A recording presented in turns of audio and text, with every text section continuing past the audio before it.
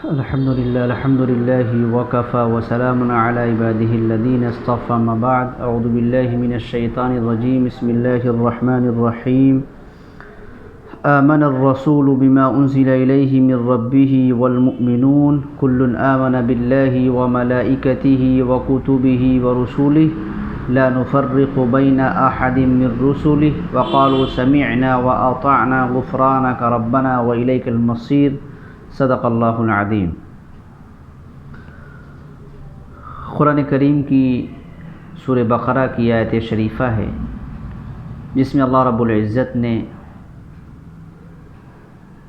عقیدے کے متعلق ذکر فرما کر صحابہ کرام کی ایک خاص ادا اور خاص طبیعت اور خاص مزاج کا ذکر فرمایا ہے۔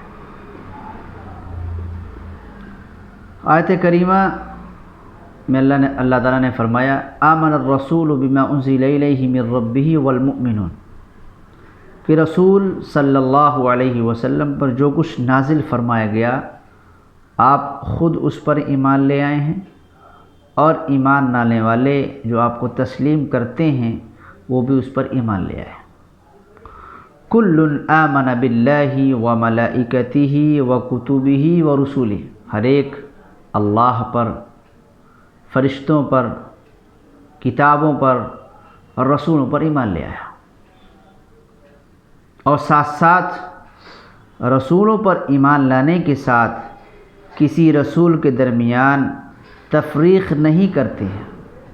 وہ کہتے ہیں لا نفرق بین احد من رسلی، ہم رسولوں کے درمیان، انبیاء کے درمیان ایمان لانے میں کسی طرح کی تفریق نہیں کرتے، یعنی ایک نبی کو ماننا دوسرے نبی کو نہ ماننا یہ ایمان کے ناقص ہونے، ایمان کے غیر معتبر ہونے کی علامت ہے۔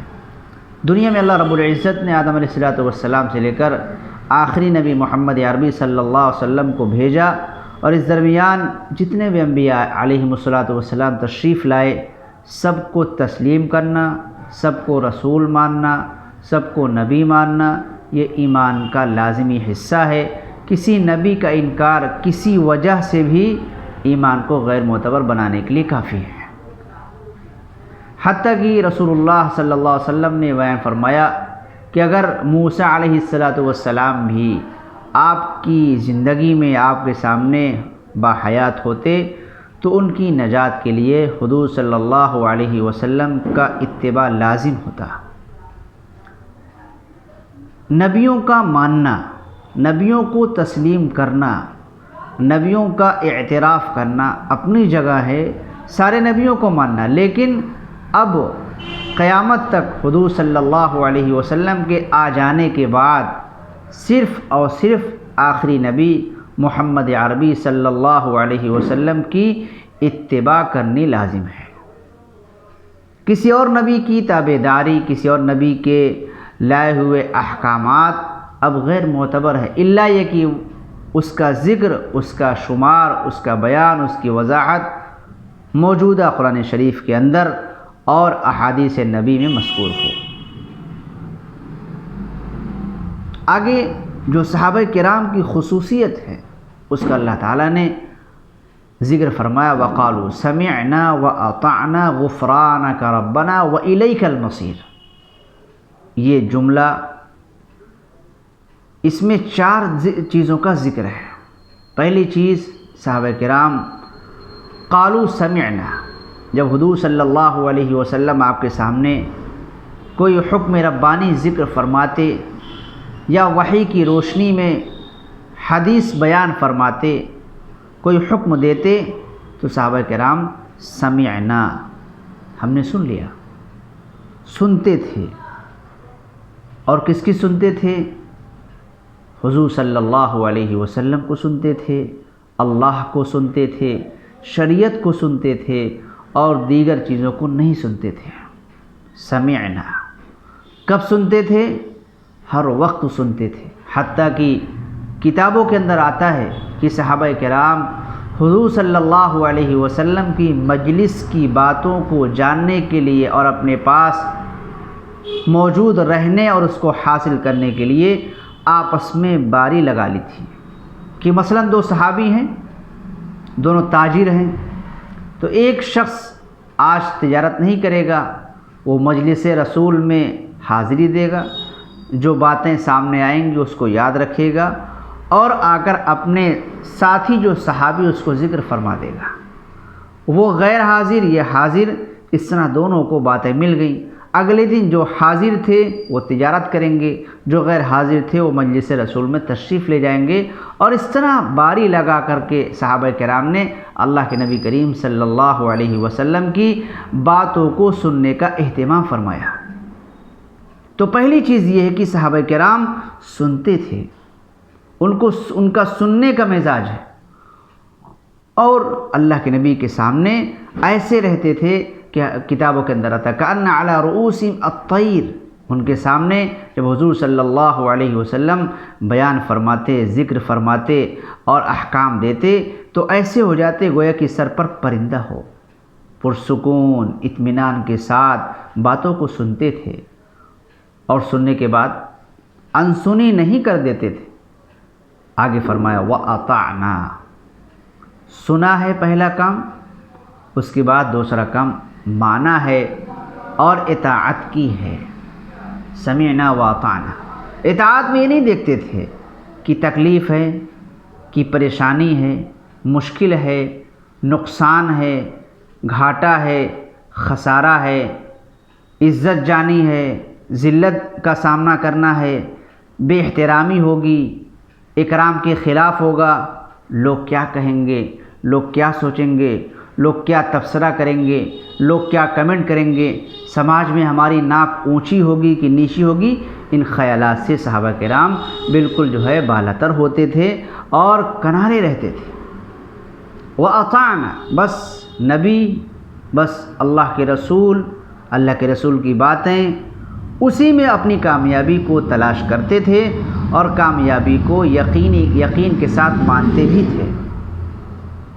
سمعنا وَأَطَعْنَا، یہ دو صفتیں ایسی تھیں جنہوں نے صحابہ کرام کو، جو اسلام کی آمد سے پہلے بے نام و نشان تھے، کیسی کیسی برائیاں تھیں، کیسی کیسی خرافاتیں ان کے دوران، ان کے زمانے میں، ان کے سماج میں رائج تھیں، پائی جاتی تھی، لیکن ان دونوں عمل کے بعد، سننے اور ماننے کے بعد، صحابہ کرام قیامت تک آنے والے تمام انسانوں کے لیے نمونہ بنا دیے گئے، کہ حضور صلی اللہ علیہ وسلم نے بیان فرمایا اصحابی کالنجوم، میرے صحابہ ستارے کی طرح ہے، ستاروں کی طرح ہے، ستارہ چمکتا ہے اور ستاروں کے ذریعے سے روشنی حاصل کی جاتی ہے، بھٹکے ہوئے راستہ پاتے ہیں، اور بے راہ جو ہوتا ہے وہ راہ کو پتہ لگا لیتا ہے۔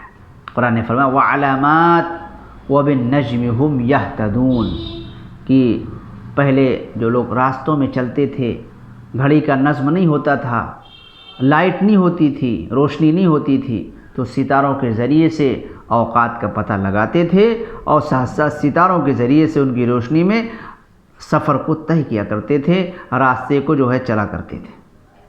تو صحابہ کرام بھی زندگی کے راستے کے لیے، زندگی کی راہ کے لیے یہ ستارے ہیں، جسے کامیاب ہونا ہے انہیں نمونہ بنانا ہوگا۔ جو لوگ صحابہ کرام کے تعلق سے طرح طرح کی باتیں کرتے ہیں، طرح طرح کے تبصرے کرتے ہیں، اور ان کو کوئی منافق کہتا ہے، کوئی جو ہے چال باز کہتا ہے، کوئی سازشی کہتا ہے، کوئی ایمان کا ناقص ہونے والا کہتا ہے، کوئی سب و شتم کرتا ہے، وہ اس آیت پر غور کرے کہ اللہ تعالیٰ نے صحابہ کرام کی تعریف فرمائی ہے، مجموعی طور سے فرمائی ہے، کوئی صحابی استثناء کے ساتھ نہیں ہے، اس میں خارج کر دیا گیا، سارے صحابہ شامل ہیں۔ ان کی خاص صفت تھی سمعنا وَأَطَعْنَا، ہم نے سن لیا اور ہم نے مان لیا۔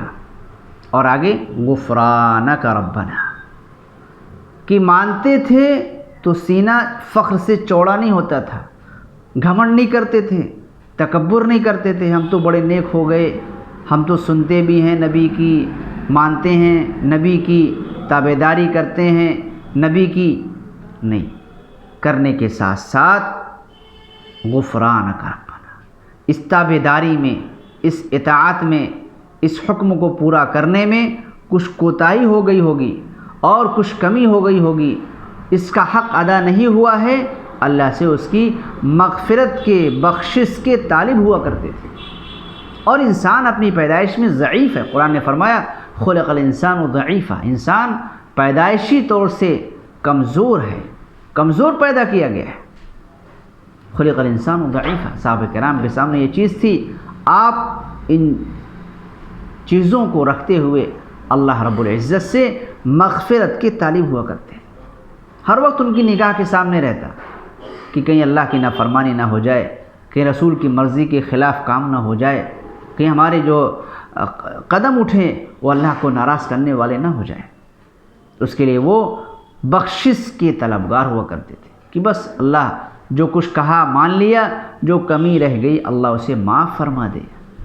اور جو سب سے اہم چیز ہے جس کی وجہ سے، جس کے ذریعے سے صحابہ کرام نے دنیا کو تج دیا، دنیا کو چھوڑ دیا، دنیا کو کنارے کر دیا، دنیا کو مٹھی میں رکھ کر پھینک دیا، غالب نہیں آنے دیا، دلوں میں جگہ نہ کرنے دیا، وہ چیز کیا تھی؟ وَإِلَيْكَ الْمَصِيرُ، کہ اللہ رب العزت آپ کے سامنے واپس جانا ہے، آپ ہی کے پاس ٹھکانہ ہے۔ جو بھی انسان دنیا کے اندر آیا ہے اسے اللہ کے پاس جانا۔ یہ چار باتیں صحابہ کرام کے متعلق تھیں۔ ایک سمعنا، وہ سنتے تھے، وَأَطَعْنَا، اور مانتے تھے، اور ماننے کے بعد اپنی غلطیوں کا اعتراف کرتے تھے، کمی کوتاہی کو تسلیم کرتے تھے، اور اس کے لیے اللہ رب العزت کے سامنے بخشش کے طلبگار ہوتے تھے۔ فرماتے غفرانک ربنا، اور یہ تصور رہتا، ہمیشہ نگاہوں کے سامنے یہ بات رہتی، یہ دنیا عارضی ہے، اس دنیا سے گزرنے کے بعد ایک ایسا مرحلہ آنے والا ہے، ایسے عالم کا سامنا کرنا ہے، ایسی دنیا کا، ایسی آخرت کا سامنا کرنا ہے جس آخرت کو فنا نہیں ہے، جو لامحدود زندگی کے ساتھ وابستہ ہے۔ وَإِلَيْكَ الْمَصِيرُ۔ آج ہم اس آیت کے ذریعے سے اگر ہم صحابہ کرام کو سامنے رکھتے ہوئے جائزہ لیں، مسلمان جائزہ لے، تو اس کی فطرت، اس کا مزاج بالکل برعکس ہے۔ پہلی بات تو یہ کہ آج کا مسلمان سنتا نہیں ہے۔ سمعنا، وہ سنتے تھے کس کی؟ اللہ اور اس کے رسول کی۔ آج کا مسلمان سب کی سنتا ہے، کس کی نہیں سنتا؟ اللہ اور اس کے رسول کی نہیں سنتا۔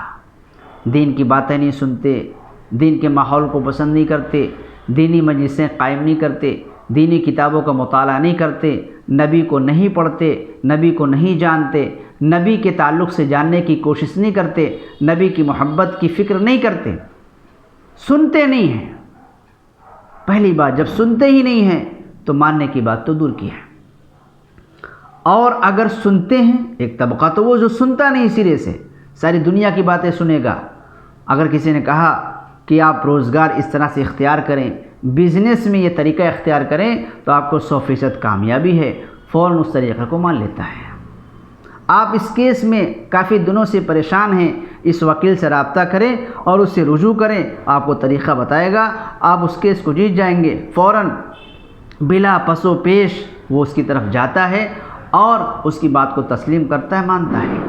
لیکن جب نبی کی بات آ جائے، جب شریعت کی بات آ جائے، جب اللہ کی بات آ جائے تو سنی انسنی کرتا ہے، سنتا ہے، کہتا ہے نہیں اب تو کہاں کامیاب ہونا ہے، یہ تو 1400 سال کی باتیں تھی، قرآن اچھی کتاب ہے لیکن اس دور کا ساتھ دینے کے لیے کافی نہیں ہے۔ تو پہلی چیز کہ آج کا مسلمان جو دیندار بھی ہے اور جو دین پہ چلتا ہے وہ نمازوں تک محدود ہے، تسبیحات تک محدود ہے، قرآن کی تلاوت تک محدود ہے، اور کچھ ذکر و اذکار اور وظائف تک محدود ہے۔ اس کے آگے جب معاشرت کی بات آ جائے، معاملات کی بات آ جائے، اخلاق کی بات آ جائے، تواضع کی بات آ جائے اور صفائی ستھرائی کی بات آ جائے تو پھر وہاں اپنی چلاتا ہے، اللہ کی رسول کی نہیں سنتا ہے۔ سمعنا، صحابہ کرام کلی طور سے سنتے تھے، مکمل طور سے سنتے تھے کہ نبی کی بات ہے، اب ساری کی ساری خواہشات، سارے خیالات ایک طرف۔ کہ حضرت زین العابدین رحمۃ اللہ علیہ کے بارے میں آتا ہے کہ آپ کی وادی آپ کو وضو کرا رہی تھی اور اس وادی کے ہاتھ سے لوٹے کا پانی گرتا ہے، لوٹا ٹوٹ جاتا ہے، آپ ناراض ہوتے ہیں، غصہ ہوتے ہیں۔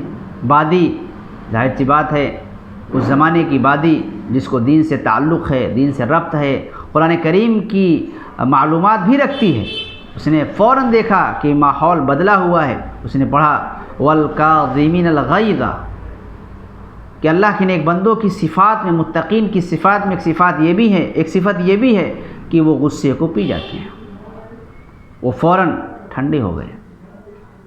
والعافین عن الناس، اور لوگوں کو معاف فرما دیتے ہیں۔ آپ نے فوراً اس کو معاف فرما دیا۔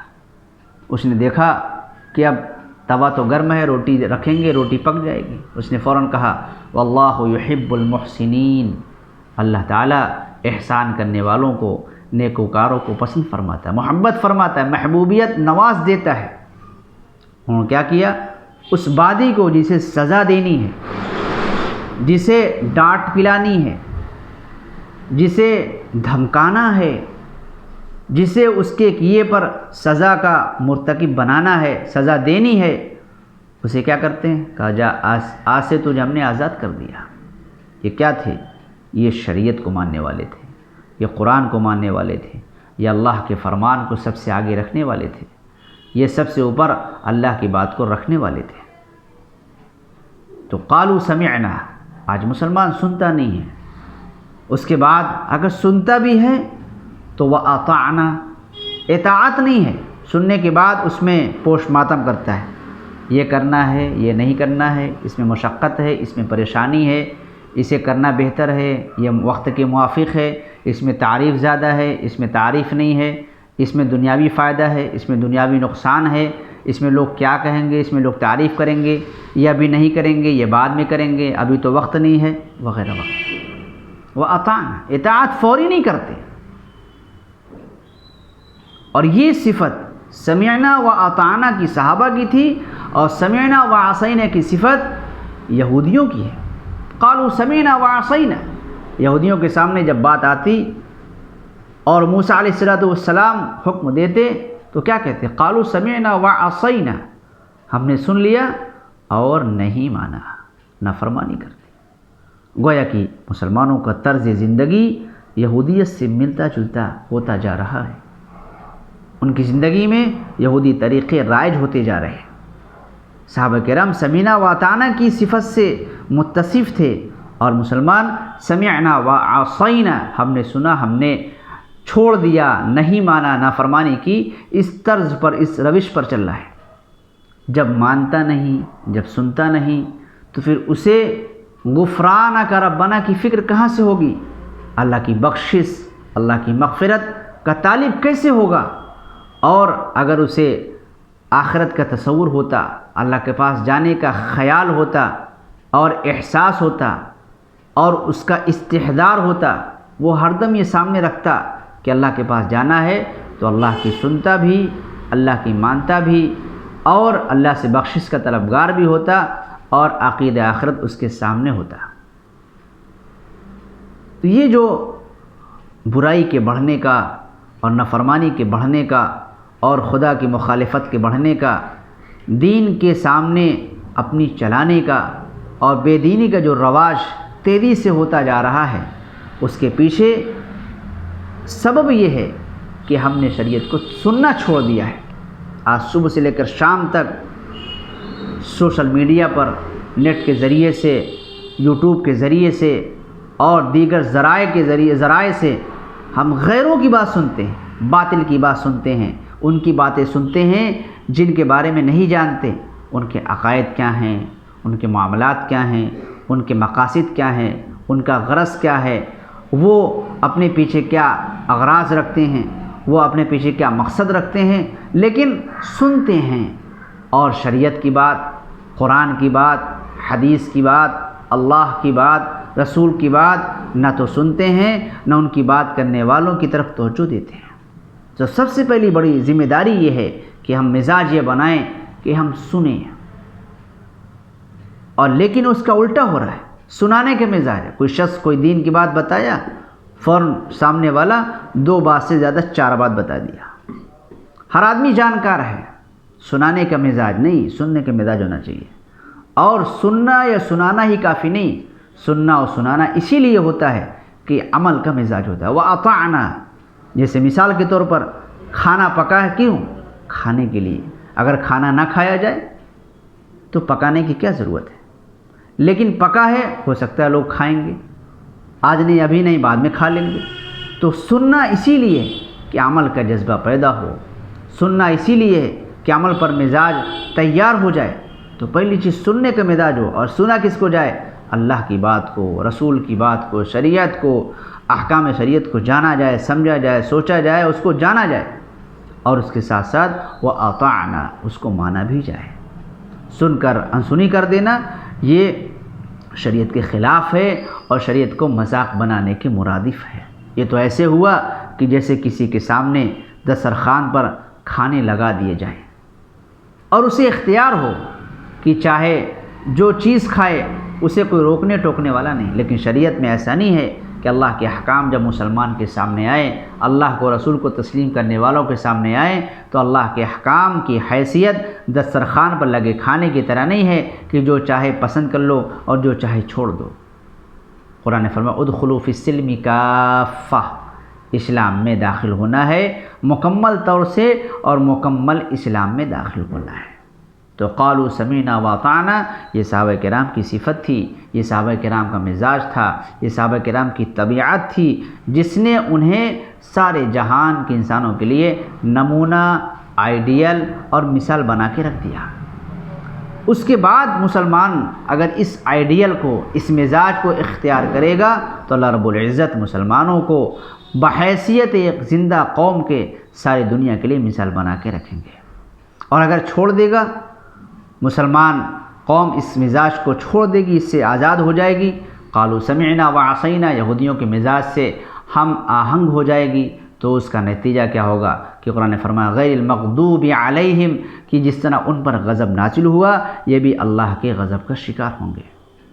اس لیے ہر ایک شخص کی یہ فکر ہونی چاہیے کہ وہ اللہ کی بات کو جاننے کی کوشش کرے، اس کو سنے، اور سننے کے بعد اپنی طبیعت کو، اپنے مزاج کو اس کے مطابق کرنے کی، اس عمل میں لانے کی کوشش کرے، بنائے، اور ساتھ ساتھ ہر وقت یہ فکر رہے کہ اللہ کے سامنے ہمیں جس طرح رہنا چاہیے، جس طرح زندگی بسر کرنی چاہیے، جس طرح زندگی کو گزارنا چاہیے، اس طرح گزرنا نہیں رہی ہے، اور کمی کوتاہی ہوتی جا رہی ہے۔ کس طرح ہماری بخشش ہو جائے، اس کی اللہ سے طلب کرے کہ اللہ سے بخشش مانگے، غفرانک ربنا، اور ہر وقت آخرت اس کی نگاہ کے سامنے ہو۔ جس شخص کے سامنے آخرت ہوگی، وہ شخص دنیا کی محبت سے، دنیا کی چکا چوند سے محفوظ رہے گا، اس کا شکار ہونے سے بچ جائے گا۔